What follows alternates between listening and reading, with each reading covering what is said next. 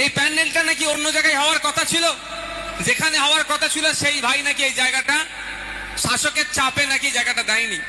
আমি সেই ভাইকে আমি অপমান করব না, কিন্তু আমরা কোন সমাজে বসবাস করছি নিজেকে লজ্জা লাগছে, নিজেকে লজ্জা লাগছে। একটা এই যে প্রোগ্রামটা হচ্ছে সাধারণ মানুষ উপকৃত হবে, এই রক্তটা যখন ব্লাড ব্যাংকে যাবে, মানুষের যখন রক্তের প্রয়োজন হবে, একবারের জন্য কিন্তু ব্লাড ব্যাংকে গিয়ে বলবে না যে আমি তৃণমূল করি, আমাকে তৃণমূলে রক্ত দাও, আইএসএফ এর আমার রক্তের প্রয়োজন নাই, একথা কিন্তু কেউ বলে না। তারপরেও রক্তদান শিবিরকে নিয়ে এত নোংরামি কেন? যে নেতার কথা শুনে যে ভাই ভয় পেয়েছেন, দুজনের উদ্দেশ্যেই বার্তা, আমি চাই না আপনার পরিবার বিপদে পড়ুক। তারপরেও মহিলাদের ক্ষেত্রে ম্যাক্সিমাম সময় যখন বাচ্চা প্রসবের সময় এসে যায় বা যখন বাচ্চা প্রসব হয়, সেই সময় রক্তের সব থেকে বেশি চাহিদা, সব থেকে বেশি প্রয়োজন হয়।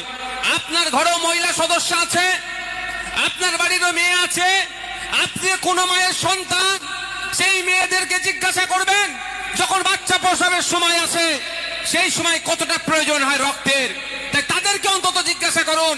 আর আজকের এই মঞ্চ থেকে আমি বলে যাচ্ছি, যে ভাই জায়গা দেওয়ার জন্য অনীহা প্রকাশ করলো, ওই ভাইকে যে নেতা ডিস্টার্ব ভয় দেখিয়েছিল, দুজনের উদ্দেশ্যে বলছি, আপনাদের অপচেষ্টাতেও আমাদের প্রোগ্রাম কিন্তু বন্ধ করতে পারেননি।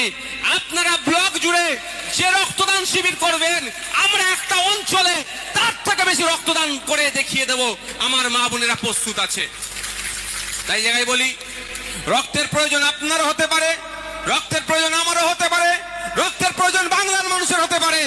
এই রক্তের যে ঘাটতি চলছে সেই পূরণের জন্যই আমরা রক্তদান শিবির করছি।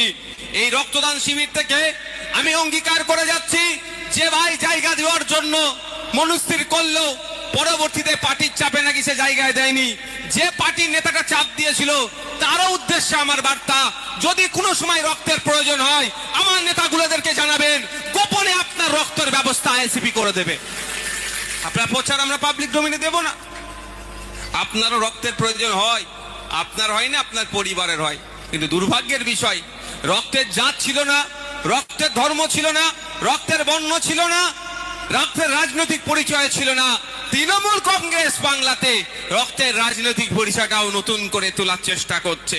যারা এই রক্তের মধ্যে রাজনৈতিক পরিচয় তুলতে চাইছে, যে বিজেপি রক্তের মধ্যে ধর্মীয় পরিচয় তুলতে চাইছে, সেই বিজেপি তৃণমূলকে আগামী দিনে বাংলা থেকে আমরা বিতাড়িত করব গণতান্ত্রিক প্রক্রিয়াতে।